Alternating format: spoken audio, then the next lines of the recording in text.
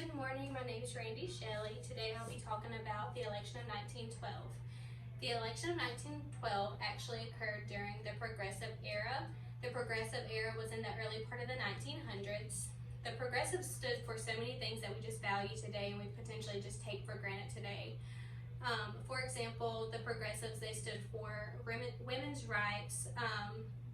They wanted to put an end to monopolies. They wanted better environments for factory workers, better rights for civil workers, and they also wanted to have better, safer food regulations. And food regulations is a little crazy, but during this time, Upton Sinclair wrote a novel called The Jungle, and The Jungle shed light on how immigrants were having to live in these unsafe, unsanitary areas.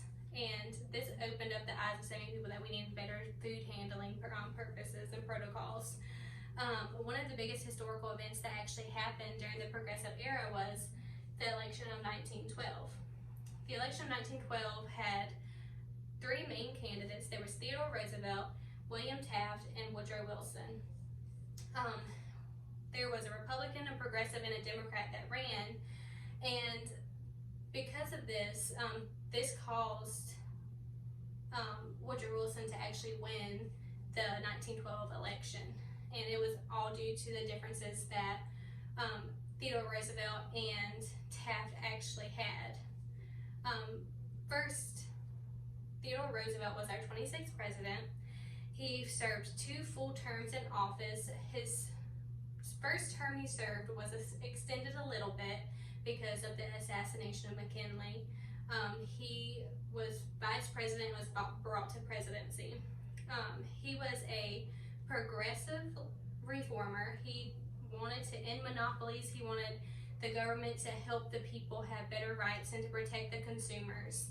He was a conservationist. National Geographic actually calls him the conservation president, and he's so well known for all of the national parks that we have today, and he's the reason for that. He was also known for the Square Deal, and according to American History University, the Square Deal consisted of the 3 C's: conservation, control corporations, and protect the consumers. This was his main goals, was those 3 C's. And in his time serving, according to National Geographic, he actually conserved 230 million acres of land in the United States, and many of these are parts of our national parks.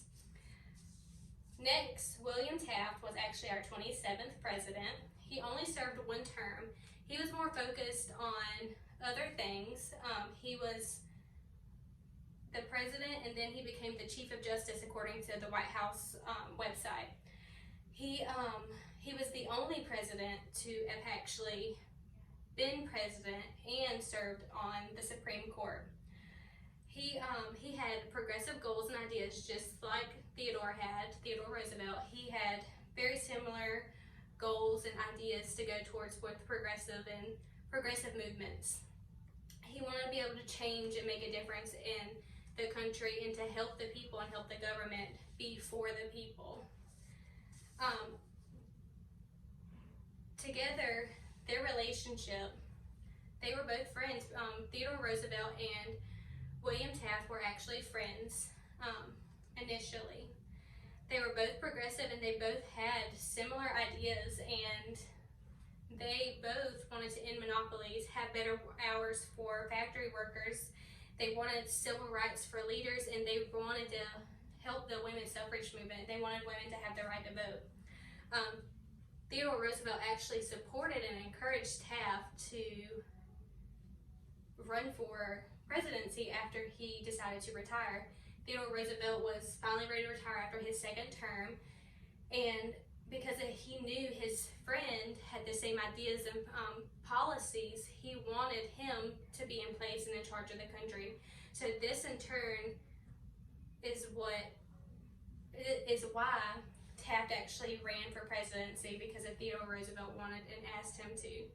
And Theodore Roosevelt only wanted Taft to run to uphold his policies that he created and just keep his legacy going. But with all relationships that can have problems and difficulties, this caused a debate. Taft actually remained once he became president, he still remained progressive, but unfortunately he just did not follow Teddy Roosevelt's policies.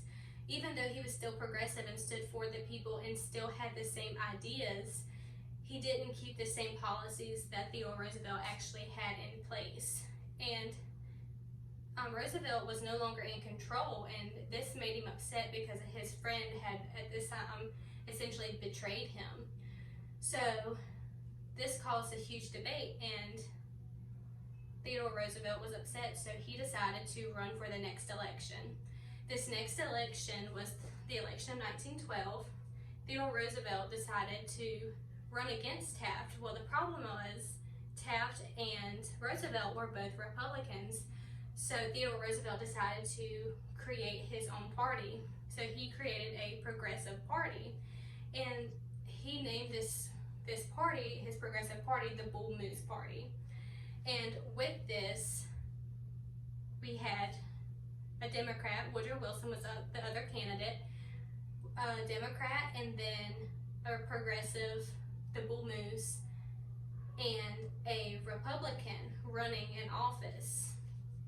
And unfortunately, the Republicans, the vote was split between the Republican vote was split between Taft and Theodore Roosevelt. So this obviously gave Woodrow Wilson the majority of the votes. And the actual results, according to the presidential election of 1912 resource guide, Democrat Wilson had 435 electoral votes, which was way more than what Theodore Roosevelt or Taft even had, because of they completely had the entire Republican Party split. So this is the whole reason Woodrow Wilson even won presidency. And again, without all of this happening, Woodrow Wilson would have never won.